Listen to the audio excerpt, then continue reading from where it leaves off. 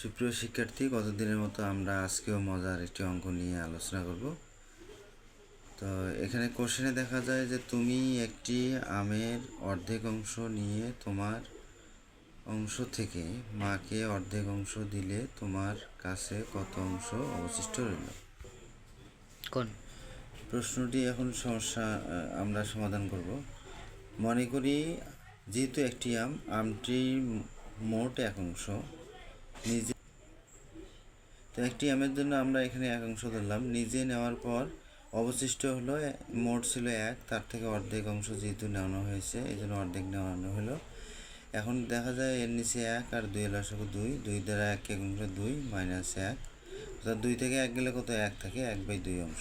এক অংশ থেকে আমরা অর্ধেক নিলাম, এরপর বাকি অর্ধেক থাকলো, তাহলে মাকে দিল কি এই অর্ধেক অংশ যে নিলাম এই অর্ধেক এর আবার অর্ধেক দেওয়ানো হয়েছে, তাহলে 1/4 অংশ।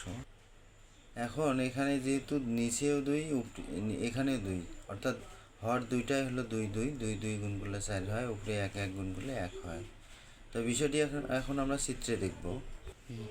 তাহলে প্রথমত একটি আমটাকে আমরা এখানে অর্ধেক করলাম, অর্ধেক অংশ নেওয়ানোর পর আমরা তাহলে কি এই অর্ধেক অংশ থেকে মাকে দেওয়া হয়েছে আবার অর্ধেক, তার মানে এই অংশটা আমরা মাকে দিয়েছি।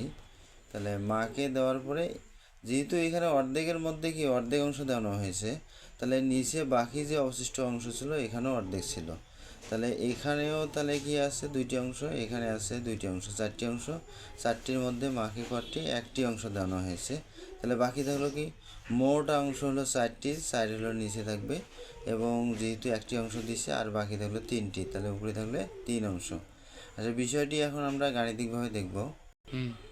নিজের তাহলে আমরা এখানে নিজের কাছে রইল কত অংশ, মোট অংশ এক অংশ, তাহলে মাকে দিল হলো কি 4-এর 1 অংশ। 4-এর 1 অংশ কেন, এখানে যেহেতু কি ছিল 4-এর 1 অংশ, অর্থাৎ একটি অংশ হাফের অর্ধেক, মানে কি একটি আমকে অর্ধেক করলাম তার আবার অর্ধেক অংশ, তাহলে অর্ধেকের অর্ধেক, তার মানে 4-এর 1 অংশ হচ্ছে, এই জন্য 4-এর 1 অংশ আসলো, এখানে যে গুণ করে পাইছি।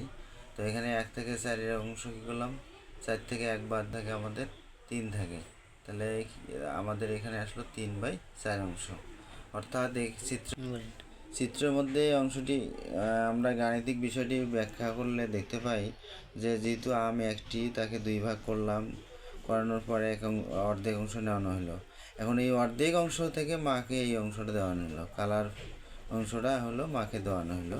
তাহলে যেহেতু অর্ধেককে 2 ভাগ করলে মাকে দেওয়ানো হলো, অনুরূপ বাকি অর্ধেকের ক্ষেত্রেও কি আসলো, এখানেও আর 2টা অংশ থাকলো, তাহলে দেখা যায় মোট 4টি অংশ, 4টি অংশের মধ্যে একটি অংশ দেওয়ানো হয়েছে, অর্থাৎ একটি অংশ দিলে আর থাকলো 3টি অংশ, ওই জন্য থাকলো 3 আর মোট অংশ 4 এ ছিল নিচে। তো আশা করি চিত্র এবং গাণিতিকভাবে বিষয়টি ভালো করে বুঝছো।